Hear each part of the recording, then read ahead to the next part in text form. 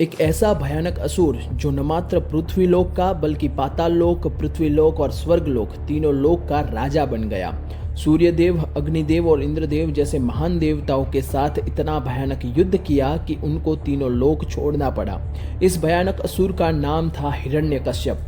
तो दोस्तों, आज की इस वीडियो में हम बात करने वाले हैं कैसे हिरण्यकश्यप ने पूरे ब्रह्मांड को अपने कब्जे में ले लिया और क्यों भगवान विष्णु ने नरसिंह का अवतार लिया। आज पूरी डॉक्यूमेंट्री बताने वाले हैं। आज से लाखों वर्ष पहले सत्ययुग में, जब मद्रांचल पर्वत घाटी में लगभग कई 100 वर्षों से निरंतर ब्रह्मा जी की एक महाबलशाली असुर काफी कठिन तपस्या कर रहा था। यह असुर था हिरण्यकश्यप। तो दोस्तों, महाबलशाली हिरण्यकश्यप की इस कठिन तपस्या को देखकर देवताओं भी डरने लगे थे। भगवान ब्रह्मा जी हिरण्यकश्यप के अति कठोर तपस्या से प्रसन्न होकर हिरण्यकश्यप के सामने प्रकट हुए और उसे कहा, तुम आंखें खोलो और जो भी तुम वरदान चाहते हो मुझे कहो, मैं तुम्हारी तपस्या से खुश हुआ हूँ। हिरण्यकश्यप ये सुनकर सीधा उसने अमर होने का वरदान मांग लिया। ब्रह्मा जी ने इसे प्रकृति के नियम के विरुद्ध बताया और सलाह दी कि कोई और प्रकार का कठोर और शक्तिशाली वरदान मांगने को कहा। यह सुनकर एक तरफ हिरण्यकश्यप गुस्से में आ गया और कहा कि अमर होने का वरदान केवल देवताओं को ही मिल सकता है, हम असुरों को क्यों नहीं। और हिरण्यकश्यप ने एक ऐसा वरदान मांगा जिससे ब्रह्मा जी भी चकित हो गए। उसने मांगा कि मुझे न तो कोई देवता, यक्ष, राक्षस या मानव या पशु मार सकता है, और न तो वो दिन में मरेगा और न तो रात को, और उसे न तो कोई शस्त्र से मार पाएगा या न अस्त्र से मार पाएगा, न तो उसे कोई धरती पर मार पाएगा, न तो आकाश में, न तो उसे घर में कोई मार पाएगा, न तो बाहर मार पाएगा। ब्रह्मा जी ने उसे वरदान दे दिया। इसके बाद हिरण्यकश्यप ये समझ चुका था कि उसे अब कोई नहीं मार सकता। उसको मृत्यु का भय नहीं था और वो स्वयं को अजय अमर समझ बैठा था। उसके बाद हिरण्यकश्यप सीधा अपने विशाल साम्राज्य हिरण्यकर्ण बन गया और सिंहासन पर बैठते ही उसने अपने असुरी सैनिक को कहा, सबसे पहले तो अपने राज्यों और आसपास के क्षेत्रों में हो रहे विष्णु भगवान के पूजा पाठ को तत्काल ही बंद करवाने का आदेश दिया। हिरण्यकश्यप भगवान विष्णु को अपना शत्रु समझता था, क्योंकि तब से लगभग लाखों वर्ष पहले भगवान विष्णु के वराह अवतार ने हिरण्यकश्यप के छोटे भाई हिरण्यपाक्ष का वध कर दिया था। इसी कारण से हिरण्यकश्यप भगवान विष्णु को अपना परम शत्रु बना चुका था। उसके असुरी सैनिक राज्य में और उसके आसपास क्षेत्र में सभी श्री विष्णु भक्तों को जान से मार डालते थे। हिरण्यकश्यप के इस उदंडता से राज्य के सभी विष्णु भक्त आतंकित हो चुके थे और कईयों को मौत के घाट उतार दिया था। समय के बीतने के साथ साथ हिरण्यकश्यप और भी निर्दय बनता गया और धीरे धीरे उसके अंदर विस्तारवाद की सोच आ गई। उसके बाद उसने पूरी पृथ्वी में अपना आधिपत्य स्थापित करने का मन बना लिया। सर्वप्रथम अपने पड़ोसी राज्यों के ऊपर प्रचंड रूप से टूट पड़ा। हिरण्यकश्यप जैसे महाबलशाली असुर के इस प्रचंड रूप को देखकर आसपास के समस्त राजाओं ने आपस में गठबंधन कर लिया और समस्त राजा मिलकर हिरण्यकश्यप के सामने युद्ध के मैदान में तो आ गए, परंतु वे ज्यादा समय तक युद्ध को संभाल न पाए। हिरण्यकश्यप अकेला ही उन सभी राजाओं और उनकी सेना पर भारी पड़ने लगा था और कुछ ही क्षण में राजाओं के समेत समस्त सैनिकों के मौत के हाथ उतार दिया हिरण्यकश्यप ने और उनके राज्य पर अपना आधिपत्य जमा लिया। हिरण्यकश्यप इधर ही नहीं रुका और बाद में पृथ्वी के अलग अलग कोनों में आतंक फैलाना चालू किया और उसने कम समय काल में ही पृथ्वी के हर राज्यों में महाद्वीपों और कबीलों पर अपना आधिपत्य जमा लिया। उसके नाम मात्र से ही समस्त मनुष्य जाति कांपने लगी थी। समस्त पृथ्वी पर अपना आधिपत्य स्थापित करने के बाद हिरण्यकश्यप ने अपनी दृष्टि पाताल लोक पर डाली। पाताल लोक में पहले से काफी खूंखार असुर रहते थे और लेकिन हिरण्यकश्यप पाताल लोक में जाकर सभी असुरों को मिट्टी में मिला दिया और थोड़ी ही समय में पृथ्वी के साथ साथ समस्त पाताल लोक का भी स्वामी बन चुका था। लेकिन अभी तक हिरण्यकश्यप शांत नहीं हुआ और अब उसकी दृष्टि स्वर्ग लोक तक जा पहुंची थी। अब उसने अपनी सेनापति और प्रमुख असुरी योद्धाओं के साथ एक सर्वोत्तम युद्ध रणनीति बनाई और उसने अपने तीव्र शक्ति का उपयोग करते हुए अपने राज्य में ही स्वर्गलोक जाने का प्रवेश द्वार खोल दिया और बाद में हिरण्यकश्यप अपनी विशाल सेना के साथ स्वर्गलोक जा पहुंचा और जोर जोर से हंसता हुआ इंद्रासन के सामने खड़ा हो गया। हिरण्यकश्यप को साक्षात अपने सम्मुख खड़े देख इंद्रदेव समेत सभी देवता विचलित हो उठे। क्रोधित होते हुए हिरण्यकश्यप को पृथ्वी पर वापस जाने की चेतावनी दी, परंतु महाबलशाली देवताओं के सामने सिर्फ हंस रहा था। उसके बाद देवताओं और हिरण्यकश्यप के बीच एक भयानक युद्ध हुआ। इंद्रदेव, अग्निदेव और सूर्यदेव ने मिलकर अपनी शक्ति से हिरण्यकश्यप की प्रमुख सेना को तो खत्म कर दिया था, लेकिन इसे देख हिरण्यकश्यप काफी क्रोधित हो गया और उसने प्रचंड रूप में आकर बारी बारी देवताई सेनाओं के ऊपर टूट पड़ा। हिरण्यकश्यप का ये भयानक रूप देखकर देवता थर थर कांपने लगे और इससे पहले हिरण्यकश्यप सभी देवताओं को बंदी बना ले, उससे पहले सभी देव भयभीत होते हुए अंतर्ध्यान हो गए और हिरण्यकश्यप ने बड़ी ही हर्ष उल्लास से स्वर्गलोक पर अपनी जीत का परचम लहराया और इंद्रासन पर जाकर विराजमान हो गया और वो लगातार पूरे ब्रह्मांड पर एक के बाद एक लोक जीतता ही गया। उस समय काल में हिरण्यकश्यप को पूरे ब्रह्मांड में चुनौती देने वाला कोई नहीं था, लेकिन कुछ समय बाद हिरण्यकश्यप के लिए अत्यंत ही दुर्लभ क्षण आया जब उसकी पत्नी कयाधु ने एक दिव्य शिशु को जन्म दिया और उस दिव्य शिशु का नाम प्रहलाद रखा गया। प्रहलाद को लेकर हिरण्यकश्यप अत्यंत ही प्रसन्न था। वो अपने पुत्र को भी स्वयं की ही भांति त्रिलोकी असुरी राज बनाना चाहता था। कुछ समय बाद प्रहलाद किशोरावस्था में पहुंच चुका था। प्रहलाद अपने चेतनावस्था से ही भगवान विष्णु से अत्यंत ही प्रभावित होकर उनका परम भक्त बन चुका था।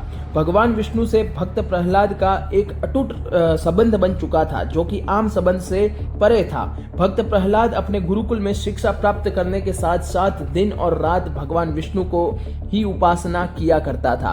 जब उसकी शिक्षा पूर्ण हुई तब उसके गुरु प्रहलाद को लिए हिरण्यकर्ण वन लौट आए और हिरण्यकश्यप के सम्मुख प्रस्तुत हुए। उस समय हिरण्यकश्यप मदिरापान में डूबा हुआ था। वो अपने पुत्र को देखकर अत्यंत प्रसन्न हुआ। बाद में प्रहलाद ने अपने पिता को झुककर प्रणाम किया। हिरण्यकश्यप ने बताया कि पुत्र, तुमने शिक्षा में क्या क्या हासिल किया है वो बताओ। प्रहलाद कुछ बताए उससे पहले उसने भगवान विष्णु को प्रणाम किया। प्रहलाद के मुख से श्री विष्णु का नाम सुनते ही हिरण्यकश्यप की आंखें क्रोध से लाल हो गई और उसने गुरु को कहा, हे दुर्बुद्धि ब्राह्मण, तूने मेरे पीठ पीछे मेरे बालक को ये क्या सिखा दिया? मेरे परम शत्रु का नाम लिए जा रहा है। ब्राह्मण ने कहा कि मैंने कुछ ऐसा नहीं सिखाया, ये तो अपने मन से कह रहा है। इसके बाद हिरण्यकश्यप ने अपने पुत्र प्रहलाद को इस शिक्षा प्राप्ति का कारण पूछा, जिसके जवाब में भक्त प्रहलाद ने समस्त जीव के हृदय में बसे श्री विष्णु को जगत का उपदेशक बताया। इतना सुनते ही हिरण्यकश्यप ने प्रहलाद को क्रोधपूर्वक धुतकारते हुए चेतावनी देकर अपनी शिक्षा पुनः प्राप्त करने के लिए वापस गुरुकुल भेज दिया। जिसके बाद प्रहलाद वापस गुरुकुल आकर अपनी शिक्षा प्राप्त करने लगे और यहाँ हिरण्यकश्यप को अत्याचार पूरे ब्रह्मांड में बढ़ता ही जा रहा था। थोड़े वर्षों बाद प्रहलाद की अपनी शिक्षा पुनः प्राप्त कर ली थी, तब हिरण्यकश्यप का वापस बुलावा आया। तब भक्त प्रहलाद गुरु के साथ हिरण्यकर्ण वन पहुंच गए और हिरण्यकश्यप ने अपने पुत्र से शिक्षा के बारे में पूछा तो भक्त प्रहलाद ने फिर से भगवान श्री विष्णु के गुणगान करने लगा। इतना सुनते ही हिरण्यकश्यप फिर से क्रोध से भर उठा और इस बार उसने अपने असुरी सैनिकों को प्रहलाद का वध कर देने की आज्ञा दे डाली। आज्ञा मिलते ही सभी महान असुर अपने अस्त्र और शस्त्र लेकर प्रहलाद को मौत के घाट उतारने के लिए सज्ज हो गए और सभी एक साथ भक्त प्रहलाद पर टूट पड़े। लेकिन लाख कोशिशों के बावजूद भी भक्त प्रहलाद को तनिक वेदना भी न हुई। ये देखकर हिरण्यकश्यप अचंभे में पड़ गया। फिर उसने भक्त प्रहलाद को विष्णु की भक्ति छोड़ने को कहा और स्वयं की भक्ति करने को कहा, लेकिन भक्त प्रहलाद ने श्री विष्णु को अनंत सनातन बताया। ये सुनकर हिरण्यकश्यप का क्रोध 7वें आसमान पर पहुंच गया, जिसके बाद उसने अपनी भयंकर विष वाले सर्प सेना को बुलाया और उन्हें भक्त प्रहलाद को अपने विषाग्न दंतों से काट कर उन्हें मार देने को कहा। जिसके बाद सभी विषगर सर्प बनकर भक्त प्रहलाद पर टूट पड़े और उसके समस्त अंगों को काटने लगे, परंतु भक्त प्रहलाद से विष्णु के ध्यान में डूबे होने के कारण उन पर किसी सर्प का कोई असर नहीं हुआ। हालांकि समस्त सर्पों के दंत जरूर टूट चुके थे, उनकी मणियां खिसकने लगी थी, हृदय भी कांपने लगा था। ये देखकर हिरण्यकश्यप आश्चर्यचकित होने के साथ साथ उग्र क्रोधित भी होने लगा। ये देखकर सभी गुरुजन आगे आए और भक्त प्रहलाद को वहां से वापस गुरुकुल ले गए। गुरुकुल में प्रहलाद की पढ़ाई पूरी हो जाने के बाद वो समस्त दानव कुमारों को हर दिन विष्णु भक्ति का उपदेश दिया करता था। ये बात हिरण्यकश्यप को पता चल गई। हिरण्यकश्यप ने प्राण घातक षड्यंत्र रचा। पहले तो प्रहलाद को वापस घर पर बुलाया और रसोई घर में आदेश दिया कि रसोई में जहर मिलाकर प्रहलाद को खिला दिया जाए ताकि वो मर जाए। भक्त प्रहलाद को जहर वाला खाना तो परोस दिया। भक्त प्रहलाद ने भगवान विष्णु का स्मरण करके भोजन चालू किया। भोजन करने के बावजूद भी प्रहलाद को कुछ नहीं हुआ और ये बात वापस हिरण्यकश्यप को पता चली। वो क्रोध से आग बबूला हो गया, जिसके हिरण्यकश्यप ने भक्त प्रहलाद को अपने समक्ष बुलाया और उसे हर बार मृत्यु के मुख से बच निकलने का रहस्य पूछा। जिसके बाद भक्त प्रहलाद ने इसे श्री विष्णु भगवान की कृपा बताई। बाद में हिरण्यकश्यप ने अपनी असुरी सेना को आदेश दिया कि इसे पकड़कर एक ऊंचे पहाड़ से नीचे फेंक दिया जाए। बाद में असुरी राक्षसों ने भक्त प्रहलाद को ऊंचे पहाड़ से नीचे फेंक दिया। नीचे गिरते समय भक्त प्रहलाद भगवान की कृपा से भक्त प्रहलाद के धरती पर गिरने के पूर्व ही एक जगत धात्री ने भक्त प्रहलाद को अपने गोद में थाम लिया और धरती पर रखकर अंतर्ध्यान हो गई। भक्त प्रहलाद को फिर से जीवित देख हिरण्यकश्यप ने फिर से अपनी असुरी सैनिक को आदेश दिया कि प्रहलाद को नागपाश में बांधकर उसे समुद्र में डुबा दो, और प्रहलाद को बंदी बनाकर नागपाश से बांधकर उसे समुद्र में डुबो दिया। उसके बाद पूरे समुद्र में उथल पुथल होने लगी। ये देखकर हिरण्यकश्यप ने अपने सैनिकों को आदेश दिया कि ये बड़ी बड़ी चट्टानें इस समुद्र में फेंक दो, जिससे ये प्रहलाद बाहर न निकल पाए। भक्त प्रहलाद पानी में भी भगवान श्री विष्णु का ध्यान कर रहा था और तुरंत ही नागपाश नष्ट हो गया। सभी चट्टानें टूट गई और भक्त प्रहलाद धरती पर लौट आया और भगवान श्री विष्णु का ध्यान करने लगा। और तब कुछ समय बाद ही श्री हरि विष्णु भगवान जो है वो प्रहलाद के सामने प्रकट हुए। तब प्रहलाद उनके पैरों में पड़ गया और गदगद हो गया। भक्त प्रहलाद को सुकुशल देख हिरण्यकश्यप के गुस्से का कोई ठिकाना नहीं रहा। तब सूर्यास्त भी हो रहा था। प्रहलाद को हिरण्यकश्यप के समक्ष बुलाया और उसे बहुत भला बुरा कहा, लेकिन फिर भी भक्त प्रहलाद ने भगवान विष्णु का ही गुणगान किया। ये सुनकर हिरण्यकश्यप गुस्से में आकर प्रहलाद के छाती में जोरदार लात मारी, जिससे वो दूर जाकर गिरा, अधमरे की हालत में हो गया। तब हिरण्यकश्यप ने कहा कि कहाँ है तेरा भगवान, अब क्यों नहीं कर रहा है तेरी रक्षा, कहाँ है तेरा भगवान। तब भक्त प्रहलाद ने कहा, भगवान हर जगह मौजूद है, यहाँ पर हर एक खंभे में भगवान है। ये सुनकर हिरण्यकश्यप महल के खंभों को अपनी गदा के प्रहार से पागलों की भांति चकनाचूर करने लगा। वो काफी सारे खंभों को तोड़ देता था और लेकिन एक खंभा जो था उस पर काफी प्रहार करने के बावजूद भी वो नहीं टूटा।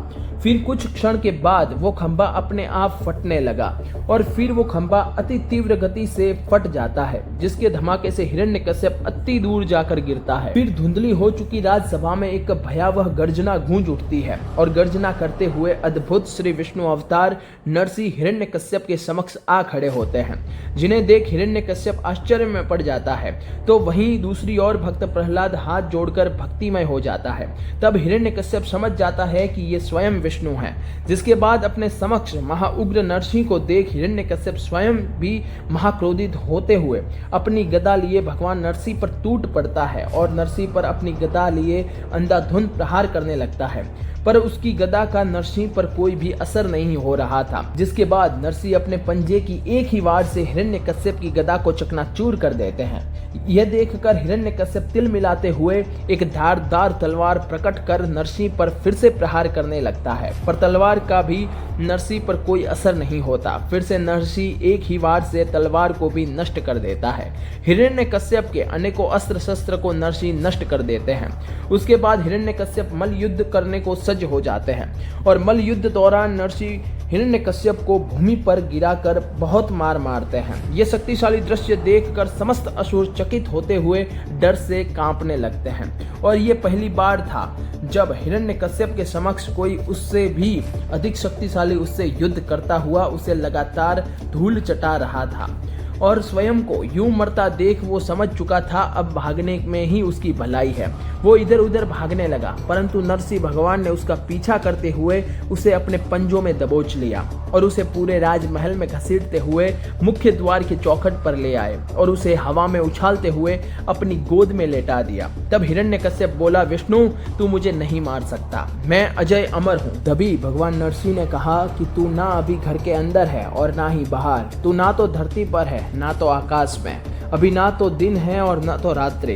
तुझे मैं न तो अस्त्र से मारूंगा न ही शस्त्र से। मैं ना तो देवता हूँ न तो यक्ष, न राक्षस, न मनुष्य और ना तो पशु। नरसिंह इतना कहकर वो अपने धारदार पंजों से हिरण्यकश्यप के पेट को बीच से चीरने लगते हैं और जिससे हिरण्यकश्यप के प्राण वहीं चले जाते हैं।